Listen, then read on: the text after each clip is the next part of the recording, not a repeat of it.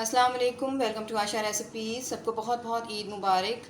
बकरी स्पेशल में आज मैं आपके लिए बहुत ही मज़ेदार और बहुत ही हेल्दी बीफ बोंग पाया की रेसिपी लेके आई हूँ। आइए देखते हैं इसे हमने कैसे तैयार किया है। शुरू करते हैं जी बिस्मिल्लाहिर्रहमानिर्रहीम से।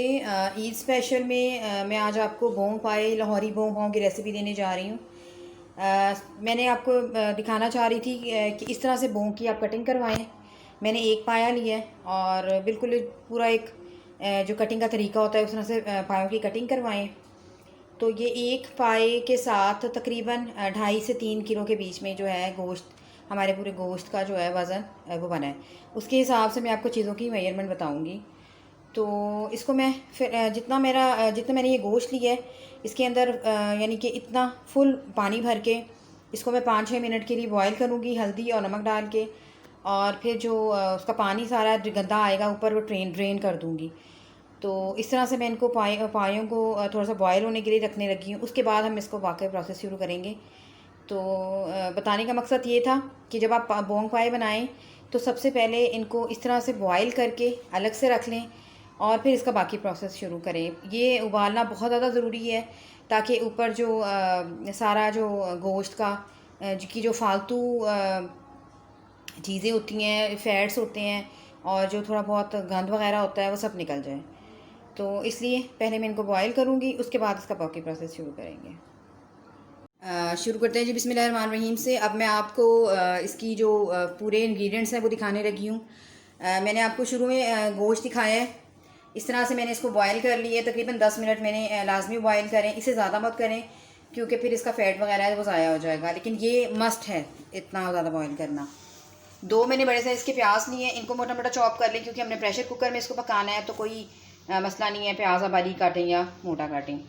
हाफ केजी मैंने दही लिया है। दही थिक और मीठी होनी चाहिए। अच्छा, इसके जो मैं आपको पहले होल स्पाइसेस दिखा देती हूँ।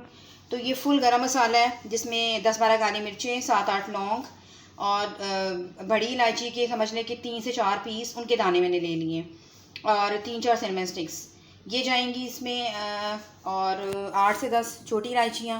सौंफ लिए मैंने 1 टेबल स्पून। 2 टेबल स्पून मैंने लिया है ज़ीरा साबुत, ये जाएगा इसमें। अजवाइन ली है मैंने 1 टीस्पून और कलवंजी भी मैंने लिए 1 टीस्पून और मैंने 2-3 टेबल स्पून जो है मैंने साबुत धनिया लिया है।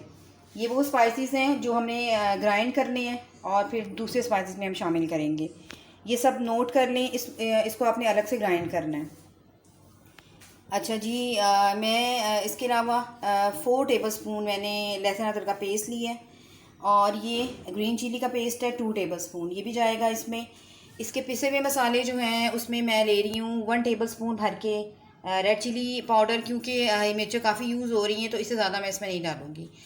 इसके अलावा इसमें 2 टेबल स्पून भुना कुटा धनिया जाएगा। इसके अलावा इसमें जाएगी 1 टीस्पून मैं इसमें काली मिर्च ब्लैक पेपर पाउडर यूज़ कर रही हूँ और 1 टीस्पून इसमें मैं हल्दी यूज़ कर रही हूँ। 1 टेबल स्पून इसमें मैं नमक यूज़ कर रही हूँ। तो आइए शुरू करते हैं अपनी रेसिपी।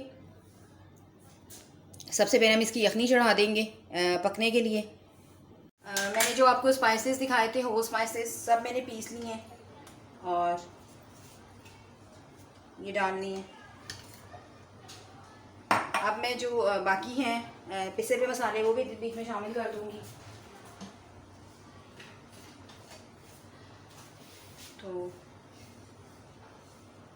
नमक वगैरह जो है अगर कम हुआ तो हम बाद में ऐड करेंगे। नमक फ़िलहाल मैं 1 टेबल स्पून डाल रही हूँ क्योंकि मैंने जब बॉईल किए तब भी मैंने नमक डाला है, तो इसलिए नमक एहतियात से डालें। अगर तेज़ हो गया तो फिर उसको हल्का करना बहुत मुश्किल हो जाता है।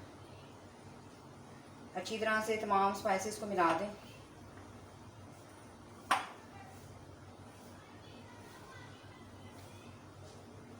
हाफ़ मैं दही में डालूँगी और ये मिक्सचर सा बना के रख लूँगी और हाफ़ जो है वो हम जब यखनी अब चढ़ाने लगे हैं तो फिर उसके अंदर डालेंगे। इसको रख दें, मिक्स कर दें। शुरू करते हैं बिस्मिल्लाहिर्रहमानिर्रहीम से। जो हमने पाए बॉयल किए हैं 10 मिनट को डाल दें।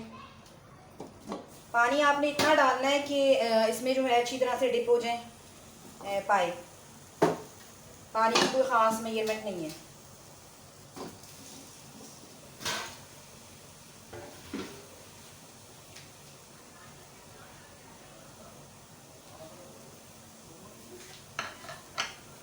और प्याज डाल दें। 4 टेबल स्पून लहसुन अदरक का पेस्ट डाल दें। हरी मिर्चों का पेस्ट डाल दें। जो मसाले हमने पीसे हैं, हाफ रखे हैं, वो डाल दें। पानी डालने लगी हूँ, फिलहाल इसमें घी नहीं डालूंगी अभी। पानी डाल दें। पानी और जाएगा इसमें, और पानी डालकर इसको मैं लिड देने लगी हूँ। तकरीबन 40 से 45 मिनट लगेंगे इसको पकते हुए, उसके बाद हम इसको देखते हैं। तकरीबन 50 मिनट्स के बाद मैं लिड हटाने लगी हूँ और देख लेते हैं कितना टेंडर हो गया है।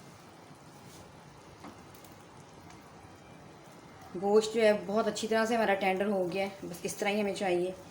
इसको एक साइड पे पकने दें अच्छी तरह से, और दूसरी साइड पे हम जो इसका तड़का तैयार करते हैं, जो हमने दही लिया था और मसाला डालना था, उसको थोड़ा सा पकाएंगे। मैं ऑयल इस्तेमाल करूँगी, अगर आप चाहें तो आप घी भी यूज़ कर सकते हैं। आप देख सकते हैं सालन के ऊपर पहले ही बहुत ज़्यादा घी आ गया है, तो मैं अब इसको घी में नहीं पकाऊँगी, ऑयल इस्तेमाल करूँगी थोड़ा सा। इसको एक साइड पे पकने दें, दूसरी साइड पे हम घी को अच्छी तरह से दही को अच्छी तरह से पकाते हैं। मैंने एक कढ़ाई ले ली है, कोई भी खुले मुँह का बर्तन ले लें। कुकिंग ऑयल डालें, तकरीबन आधी प्याली डालूँगी, इससे ज़्यादा मैं नहीं डालूँगी क्योंकि पहले ही बहुत ज़्यादा फैटी होता है ये सालन जो है, बहुत ज़्यादा इसमें फ़ैट होता है। जो मैंने बाकी मसाला दही में डाला था, उसको पकने के लिए रख दें।